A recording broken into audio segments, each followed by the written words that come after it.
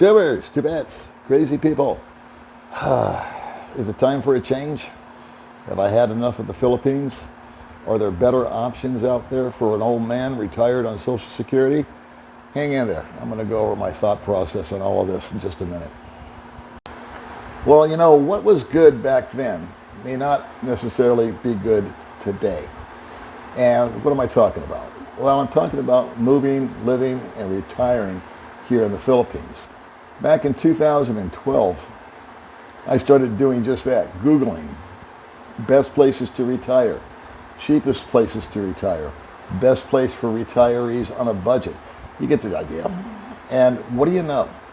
Almost every search, I mean, to the best of my recollection, it was 12 years ago that I started all this. The Philippines just came up head and shoulders.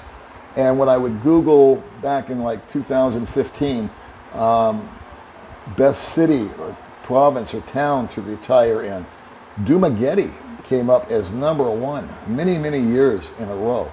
And I believe that information and that data was accurate at the time.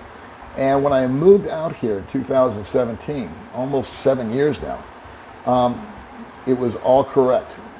It was the cheap cost of living, easy to navigate once you got your feet on the ground. The locals spoke English.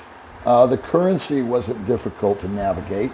Again, there was the 30-day learning curve, but that's going to be true no matter where you go. And the visa was super, super simple. I could come out here and have for a long time, till recently, on a tourist visa and just live here for 3 years. And then at the end of 3 years, I needed to bump out of the country for at least 24 hours and then come back in. And I've done that a number of times. So staying here is easy, living here is easy. However, things have been changing. And I don't mean they've just been changing in the Philippines, but they've been changing throughout the world. I recently, in fact, just a few hours ago, as well as a few days ago this week, started Googling once again, best places to retire, best places for an American to retire, best places to retire on a budget, best places with visas that are simple, blah, blah, blah. And the Philippines came up once out of 8 different surveys, and it was number 15. It wasn't number 1. It barely made the list. And on 7 other reports, it didn't make the list at all. Other places have jumped in and replaced it according to the data that's available today. Now, the old data that I looked at, remember when the Philippines and Dumaguete, were number 1, that all came to be true. I look now and I've got a little bit of Philippines fatigue. What does that mean? Well, we're in a third world country, or as they like to say, a developing country. And there are issues here that have to be dealt with. And some of them will wear on my nerves over time. I won't speak for anybody else, although I hear the complaints. The infrastructure. I went out driving today with my wife, and we took the dogs for a ride in the car. It was like playing dodgeball. The streets are super narrow. I don't know, I almost put it off the road just to avoid some guy that wasn't looking on his motorbike. Another guy, while I was driving, I came to an intersection, I came to a stop. I was just starting to go, and the guy to my left decided he was going to turn right in front of me. He had an infant baby in between him and his wife on the scooter. No helmet, no shoes, shorts. And I almost came this close to clanging the guy and his kid and his wife. Whew. And that just happens all the time. And it tends to, today it tended to get to me more than usual. I don't know why. Maybe I'm just tired. Maybe I'm just hot. Maybe it's just, I didn't sleep well last night. All the above are true. And it just sort of tweaked me a little bit. There's also a kind of been there, done that attitude that I've developed. I came here, boy, I was down and out. My spirits were low. My wallet was light. My love life was non-existent. And in the last 6.5 years, I'm grateful and happy to report that that's done a 180. My finances have never been in a stronger position in my entire life. My health is very good. My attitude is great. I'm content. I'm happy. I could die here. I could never leave the Philippines. I could just stay here till the end of my days, and I would be cool. I've managed to rekindle a relationship. I've recently become married to a beautiful woman who is the woman that I wanted to marry the first time around and didn't manage to do it. So I feel like I really got the proverbial second chance as far as creating a happy home environment for her and for me and our extended families. So that being said, I still have itchy feet because of the nuances here. The things that are out of stock, the infrastructure that sucks, the internet that sucks, the food choices, which are pretty good, but they're getting more and more and more expensive. I did a budget video a few months ago, I believe, and my increase in my budget is 33%. I was paying $1,500 a month. Now I'm paying $2,000, and that's just sort of for the necessities to get through the month. That's no ups. That's no extras. That's not taking a trip. That's not having a surgery. That's not, taking care of an emergency. Fortunately, like I mentioned, I've been able to pack away money every year for the last almost 7 years. And so if an emergency or a trip comes up that I want to avail myself of, it's not an issue. But what else is out there? When I started to Google places to retire, as I mentioned, I believe before, the Philippines didn't even make the list. It was number 15 on one of 8. And so I started looking, and over again, places like Belize, Panama, Ecuador. Ecuador keeps popping up. My friend Biff, when I talked to him, he's a world traveler.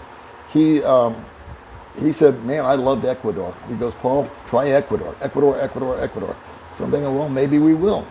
I have a friend currently over in Thailand. Thailand is kind of getting lower and lower on the list also. A whole lot of Russians are moving there, younger Russians. Nothing wrong with Russians, I suppose, but it creates a different dynamic, especially in Patong, where I used to kind of move and groove back in the day. My friend is over there. He's bounced into Hua Hin. He's gone back to Patong, and he says, I just don't feel it anymore. It's not like it used to be. Things have changed. And I thought, you know what? If things have changed for the worse over there in Thailand, what's to say they haven't changed for the better in other parts of the world? I know that there's going to be language issues in a lot of these countries, but I'm thinking that it might be time for me to hop on a plane next year. We'll get through Christmas. This is the middle of November right now. So we'll get through the holidays, and maybe I'll just jump on a plane, go by myself, bounce into a place for 3 or 4 days so it doesn't cost a lot of money, buy one of those Super Saver flights, and just tap around. Go to Belize, go to wherever's on sale. I can put it in the computer, and I can just look at all these places, Panama, Ecuador, Costa Rica, the list goes on and on. Even places like France and Italy are popping up on the radar. Again, I have to kind of believe the data because it was very, very true back in 2012 all the way up through about 2019-20 that it was still being rated. I've been to Thailand. I loved it there. But when I went back, I felt the same way as my friend. It wasn't the same as it was back in 2005. It had or 2010 even. It had changed dramatically in just 10 or 12 years. I went to Vietnam. I couldn't get it on over there. I did not like it. I did not like the vibe. I didn't like the language barrier. Beautiful. It's inexpensive. Could you exist there? Yeah. But there's more to life than just bouncing around and being anonymous. I could do that in America. But if you can't talk to anybody, especially the locals, what's the point? So I would have to go to these other countries. Again, I might go to 2 next year just to knock around, see what's up, see what's happening. I'd be curious to hear what you guys think. If you've been to any of the countries, or if you want to Google, or if you have Googled, top 10 places to retire, top 10 cheapest places to retire. As far as the ease of the visa, they've changed in a lot of different countries. They've really lightened it up. They set it up to where if you set up maybe $10,000 or $15,000 in their bank, and you can prove you got $1,000, you can prove you got 1,500, 2,000. Each country's got different parameters, but nothing that I couldn't accomplish. I could set up a bank account there. I can prove my income being, I think the max was $2,000, and my Social Security exceeds that. So as far as that goes, I'm cool for school. But I think it's worth the look. There's so many years behind me and so few in front of me. I sometimes living here, although it's good, I love the people, I love the surroundings, it's beautiful. I hope in a way that I'm proved wrong on all this. I'd like to go bounce in, check around, kick the tires, as you say, and see what the people are like, see what the food's like, the infrastructure, the internet. Can't get a lot done in a week, but I can get a sense of it. I had a sense of the Philippines within 24 hours when I was here. So, I don't know. I look forward to your comments. Tell me what you think, and I'll see you guys in the next video.